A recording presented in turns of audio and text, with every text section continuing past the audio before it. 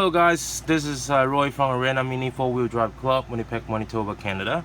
And for today, I'm going to show you about I'm going to give you 4 tips about how to help your car, the setup, make it easier and also make it more properly.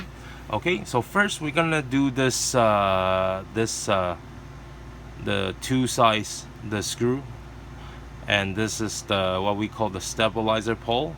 Okay, so for this one, if some people they might know is when if you search on the YouTube, there's a lots of people are doing on the body dampers. You have to put the dampers on the body dampers, right? And some people using the screws.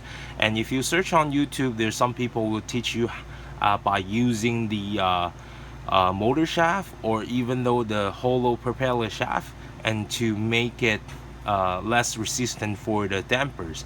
And today I'm going to show you this one, the first one, by using this stabilizer shaft and to make on your body dampers, because you can see here it's very smooth. So when the damper is on this spot, it's very smooth too. So you don't have that much resistance for the dampers when it's moving. Okay, so here is the example. You can see this.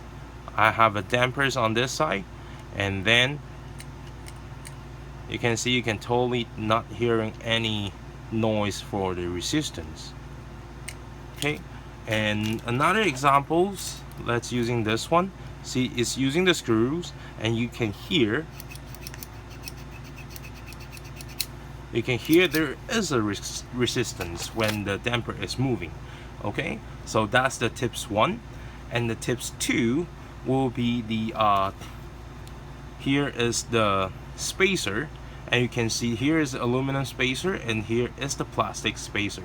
Okay, so let me show you what's the difference between these two. So here is the weights for the aluminum spacer, and here is the weight for the plastic spacer. So you can see it's pretty big difference by using these two. So and this one is also, the price is very good, like and also this one, I think this one is cheaper than this one. So if this one is cheaper, I cannot find a reason why I'm not using this one. Okay, so that's the second. And then next we're gonna talk about the dampers. So this dampers is what we call the split dampers, and this is come with the pack for the AR side damper kit, and it come with 2 sets like this. And also here is the slice damper, and it come with 6 pieces in one package. And I do recommend people buying this kind of dampers, because this one you can using by using just the bottom, or you can using the top, and plus this one, so you can do lots of combination, depends on how many weights that you want to put on your car. So you don't have to, so you can adjust your weights. Doesn't have to be go too much, or if you need more you can add on, and if you need less you can take it off and you can do the switch. So that's the tips 2. Okay, and then the tips 3, I have there's a person is asking me question on the on their videos, that how can I make the plates with the angle without using the angle plate. Okay, so here I give you an example. Here is a popsicle. Okay, and here is also a popsicle, but at the bottom I put the double side tape, and also I put here's the label. Then I just cut the label and put sticks on that double-sided tape. Then let me show you.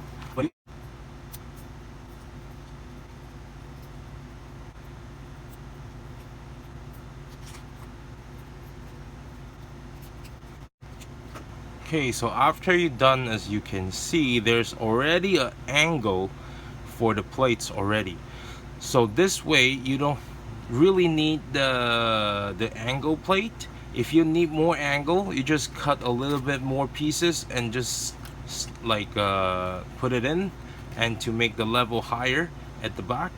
so then you can add the more angles like that. It's pretty simple, and also it's a very easy way to add the angles on your setup. Okay, so that's the tip 3. And now we're gonna say about the tip 4. You can see here I have a sponge brake pad, and here I'm gonna let you know this: the sponge brake, it doesn't have to be just using for the brake.